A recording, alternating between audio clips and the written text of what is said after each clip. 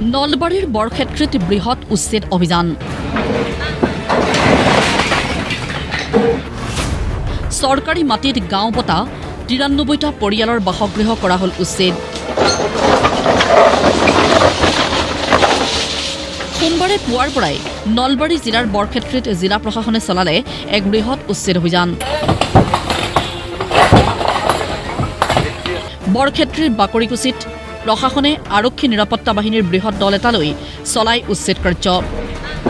প্ৰশাসনে সাধাৰণ শ্ৰমিক আৰু এক্সকেভেটৰৰ দ্বাৰা এফালৰ পৰা ভাঙি পেলাই দখলকাৰী পৰিয়ালবোৰৰ কেঁচা আৰু পকী ঘৰ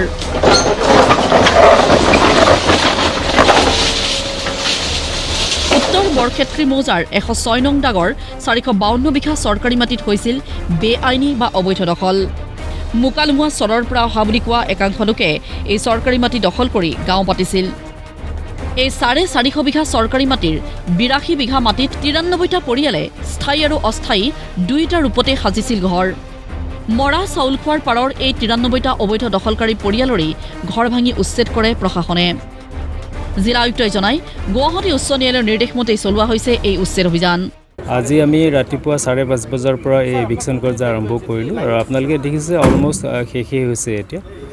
আৰু আমাক ৰাইজে যথেষ্ট সহায় কৰিছে এইটো মই ক'ব লাগিব কাৰণ আমি ৭ দিন আগৰ পৰাই ৰাইজৰ মুখিয়াল মানুহখিনিৰ লগত কথা পাতি আছিলোঁ তেওঁলোকক আমি অনাৰেবল গুৱাহাটী হাইকোৰ্টৰ অৰ্ডাৰটোৰ বিষয়েও কৈছিলোঁ আৰু আমি তেওঁলোকক এটা অনুৰোধ জনাইছিলোঁ যে আমি ভাঙিবলগীয়া হোৱাৰ আগতে যদি আপোনালোকে নিজৰ বিলঙিংছ সম্পত্তিসমূহ ইয়াৰ পৰা আঁতৰাই লৈ যায় আমাৰ কাৰণে সুবিধাজনক হ'ব আৰু তেওঁলোকে আমাৰ অনুৰোধৰ প্ৰতি সঁহাৰি জনাই তেওঁলোকে বেছিভাগ বস্তুৱে তেওঁলোকে আগতে ছেফলি ইয়াৰ পৰা নিছে আৰু যিমানখিনি ষ্ট্ৰাকচাৰ আছিল আজি আমি ষ্ট্ৰাকচাৰখিনি ডিমলিছ কৰিলোঁ উচ্ছেদস্থলীত উপস্থিত থকা আৰক্ষী মহাপৰিদৰ্শক অখিলেশ সিঙে কয় উচ্ছেদিতসকলৰ পৰা নাহিল কোনো বাধা গভৰ্ণমেণ্ট পিজিআৰ লেণ্ড আছিলে তাৰ কাৰণে তেওঁলোকক ইয়াৰ পৰা যাবলৈ আগৰ পৰাই কোৱা হৈছিল নটিচ দিয়া হৈছিল আৰু যথেষ্টখিনি বুজাই দিয়া হৈছিল সেইমতে আজি আমাৰ গভৰ্ণমেণ্ট মেচিনাৰী ফুল প্লানিং কৰি যিমান আনিব লাগে পুলিচ ফ'ৰ্চ মোতায়েন কৰি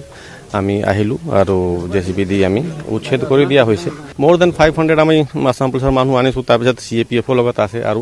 বাকী আমি ৰিজাৰ্ভত ৰাখিছিলোঁ কিন্তু যিহেতু আমি মানুহক বুজাই দিছিলোঁ গভৰ্ণমেণ্ট লেণ্ডত বহি থাকিব নোৱাৰে এনেকুৱা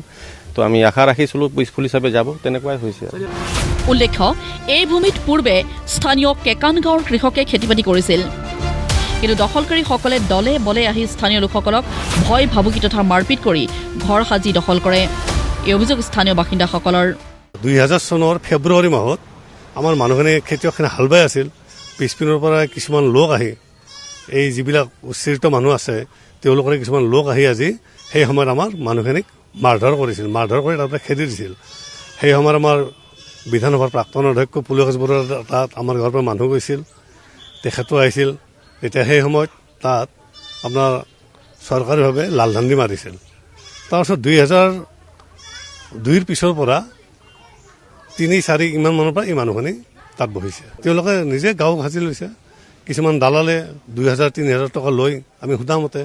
২,০০০-৩,০০০ টকা লৈ সিহঁতক বহাই দিছিল স্বাভাৱিকতে প্ৰশাসনৰ উচ্ছেদ কাৰ্যত অসন্তুষ্ট উচ্ছেদিত লোকসকল চৰকাৰৰ নিয়ম মতে ৪৫২ বিঘা মাটি উচ্ছেদৰ অৰ্ডাৰ দিয়া হৈছিল সেইমতে আমাক DC ছাৰৰ মানুহ SP ছাৰৰ বা কিবা বহুত মহলত আমি গৈছিলোঁ তাতে আমাক কৈছে আপোনালোকে নিজে নিজে ভাঙি দিয়ক আমাৰ বস্তুখিনি নষ্ট কৰিব নালাগে গতিকে আপোনালোকে নিজে নিজে নিজৰ বস্তুখিনি টানি দিয়ক সেইকাৰণে আমি মহামান্য আদালতৰ কথা শুনি উপায়ুক্ত মহোদয়ৰ কথা শুনি আমি নিজৰ বস্তু আমি ভাঙি দিছোঁ আৰু প্ৰশাসনক অলপ সহায় কৰি দিছোঁ আমি এইটোতো চাওক মানৱীয় দৃষ্টিভংগীৰে চাব গ'লে কামটো বেয়া হ'ব বুলি আমি ক'ম যিহেতু তেওঁলোকে এতিয়া চৰকাৰক যদি মাটিখিনি লাগে যদি চৰকাৰে লৈছে কিন্তু মানুহখিনি এটা সংস্থাপনৰ আমি মানে হেৰি কৰি দাবী জনাইছোঁ চৰকাৰক অৱশ্যে এলেকাটোত থকা চৰকাৰী বিদ্যালয় উচ্ছেদ কৰা হোৱা নাই ভিডিঅ' জাৰ্নেলিষ্ট ৰাজুৰ সৈতে নলবাৰীৰ পৰা নকুল তালুকদাৰৰ ৰিপৰ্ট প্ৰতিদিন টাইম